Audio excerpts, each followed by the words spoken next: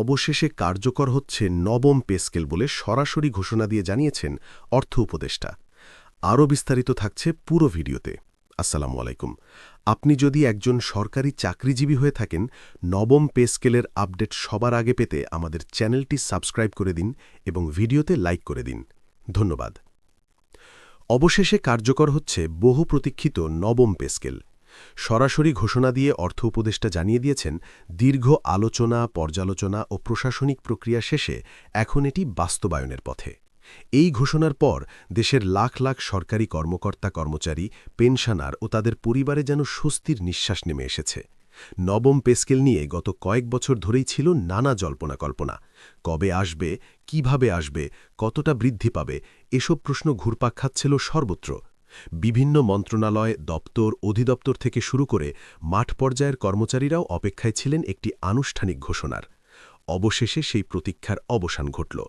অর্থ উপদেষ্টা স্পষ্টভাবে জানিয়েছেন, নতুন পে স্কেল প্রণয়নে মূল্যস্ফীতি, জীবনযাত্রার ব্যয়, বাজার দর, কর্মপরিদিশ এবং আন্তর্জাতিক মানদণ্ড বিবেচনায় নেওয়া হয়েছে। দীর্ঘ সময় ধরে বিশেষজ্ঞ কমিটি কাজ করেছে। সরকারি কর্মচারীদের দাবি দেওয়া, সংগঠনের প্রস্তাব, আর্থিক সক্ষমতা সবকিছু সমন্বয় করেই এই সিদ্ধান্ত। নতুন কাঠামোয় বেসিক বেতন বৃদ্ধি পাচ্ছে বিভিন্ন গ্রেডে। নিম্ন গ্রেডের কর্মচারীদের জন্য থাকছে তুলনামূলক বেশি শতাংশ হারে বৃদ্ধি, যাতে আয় বৈষম্য কিছুটা কমানো যায়। পাশাপাশি উচ্চ গ্রেডের অফিসারদের ক্ষেত্রেও যুক্তিসঙ্গত সমন্বয় রাখা হয়েছে। শুধু বেসিক নয়, বাড়ছে বাড়ি ভাড়া ভাতা, চিকিৎসা ভাতা, যাতায়াত সুবিধা এবং অন্যান্য আনুষাঙ্গিক ভাতাও। ফলে মোট প্রাপ্ত বেতন আগের তুলনায় উল্লেখযোগ্য হারে বৃদ্ধি পাবে বলে ধারণা করা হচ্ছে। পেনশনারদের জন্যও থাকছে সুখবর।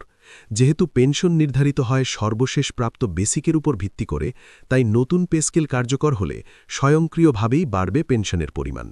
অনেক অবসরপ্রাপ্ত কর্মকর্তা কর্মচারী যারা দীর্ঘদিন ধরে সীমিত আয়ে চলছিলেন, তারা নতুন করে আর্থিক স্বস্তি পাবেন।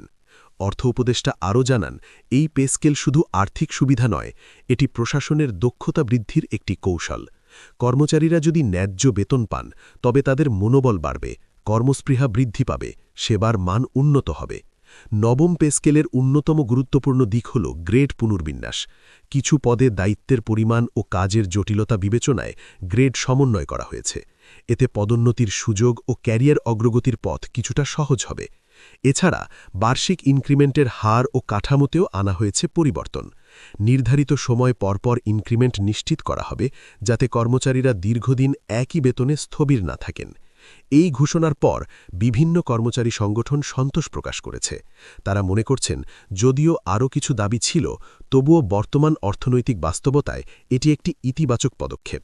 তবে অর্থনীতিবিদদের একটি অংশ বলছেন, পে স্কেল বাস্তবায়নে সরকারের রাজস্ব আয় ও বাজেট ঘাটতির বিষয়টি গুরুত্ব সহকারে বিবেচনা করতে হবে, কারণ বেতন বৃদ্ধি মানে সরকারের ব্যয় বৃদ্ধি। সুতরাং রাজস্ব সংগ্রহ বাড়ানো এবং অপচয় কমানো জরুরি।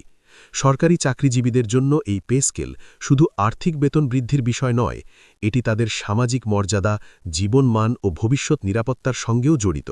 শিক্ষা, স্বাস্থ্য, বাসস্থান সব ক্ষেত্রেই এর প্রভাব পড়বে। গ্রাম পর্যায়ের কর্মচারী থেকে শুরু করে সচিবালয়ের কর্মকর্তা সবাই এই পরিবর্তনের আওতায় আসবেন। ফলে প্রশাসনের প্রতিটি স্তরে নতুন উদ্দীপনা তৈরি হবে বলে আশা করা হচ্ছে। নতুন পে স্কেল কার্যকর হলে বাজারে ইতিবাচক প্রভাব পড়তে পারে। ক্রয় ক্ষমতা বাড়লে অভ্যন্তরীণ বাজারের লেনদেন বৃদ্ধি পাবে, যা সামগ্রিক অর্থনীতিকে গতিশীল করতে সাহায্য করবে। অবশ্য কিছু চ্যালেঞ্জও থাকবে। মূল্যস্ফীতি নিয়ন্ত্রণে না থাকলে বেতন বৃদ্ধি তার প্রত্যাশিত সুফল পুরোপুরি দিতে পারবে না। তাই সমন্বিত অর্থনৈতিক নীতির প্রয়োজনীয়তার কথা উল্লেখ করেছেন সংশ্লিষ্টরা। সরকার ইতিমধ্যে নির্দেশনা দিয়েছে দ্রুত গ্যাজেট প্রকাশ ও বাস্তবায়ন প্রক্রিয়া সম্পন্ন করতে। সংশ্লিষ্ট দপ্তরগুলোকে প্রস্তুত থাকতে বলা হয়েছে, যাতে কোনো ধরনের জটিলতা না হয়। অনেকে জানতে চাইছেন কবে থেকে কার্যকর হবে। অর্থ উপদেষ্টা জানিয়েছেন, নির্ধারিত তারিখ থেকে এটি কার্যকর হবে এবং প্রযোজ্য ক্ষেত্রে অ্যারিও প্রদান করা হতে পারে। এই ঘোষণার মধ্য দিয়ে স্পষ্ট বার্তা দেওয়া হয়েছে, সরকার কর্মচারীদের পাশে আছে। দীর্ঘদিনের দাবি উপেক্ষিত হয়নি।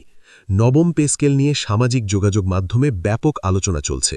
কেউ বলছেন এটি যুগান্তকারী সিদ্ধান্ত, কেউ বলছেন আরও বাড়ানো যেত। তবে সার্বিকভাবে এটি একটি ইতিবাচক পদক্ষেপ হিসেবে বিবেচিত হচ্ছে। পেনশনভোগীরা বিশেষভাবে আশাবাদী। তাদের অনেকেই বলেছেন, চিকিৎসা ব্যয় ও নিত্য প্রয়োজনীয় দ্রব্যের দাম বাড়ায় জীবনযাপন কঠিন হয়ে পড়েছিল। নতুন সমন্বয় তাদের জন্য স্বস্তি বয়ে আনবে। এছাড়া ভবিষ্যতে টাইম স্কেল ও সিলেকশন গ্রেড সংক্রান্ত নীতিতেও পরিবর্তনের ইঙ্গিত দেওয়া হয়েছে। দক্ষতা ও অভিজ্ঞতার মূল্যায়ন আরও স্পষ্ট করা হবে। প্রশাসনিক সংস্কারের অংশ হিসেবেও এই পে স্কেলকে দেখা হচ্ছে। কর্মদক্ষতা মূল্যায়নের ভিত্তিতে পুরস্কার ও প্রণোদনার ব্যবস্থা শক্তিশালী করার পরিকল্পনা রয়েছে। সব মিলিয়ে নবম পে স্কেল শুধু একটি বেতন কাঠামো নয়, এটি একটি বিস্তৃত আর্থিক ও প্রশাসনিক সংস্কারের সূচনা। সরকারি কর্মচারীদের জীবনের নতুন অধ্যায়ের সূচনা করতে যাচ্ছে এই সিদ্ধান্ত। দেশের সার্বিক উন্নয়নে সরকারি কর্মচারীদের ভূমিকা অত্যন্ত গুরুত্বপূর্ণ। তাদের আর্থিক নিরাপত্তা নিশ্চিত করা মানেই প্রশাসনিক স্থিতিশীলতা নিশ্চিত করা। এই বাস্তবায়নের মাধ্যমে সরকার প্রমাণ করল দাবি দেওয়া ও বাস্তবতার মধ্যে সমন্বয় করে ইতিবাচক সিদ্ধান্ত নেওয়া সম্ভব। আগামী দিনগুলোতে বাস্তব প্রয়োগ, মাঠ পর্যায়ের কার্যক্রম এবং প্রাপ্ত সুবিধা দেখে বোঝা যাবে নবম পে স্কেল কতটা কার্যকর ও টেকসই। তবে এই মুহূর্তে যা স্পষ্ট, দীর্ঘ প্রতীক্ষার অবসান হয়েছে। নবম পে স্কেল কার্যকর হচ্ছে এবং লাখো পরিবারের জীবনে নতুন আশার আলো জ্বালিয়েছে এই ঘোষণা।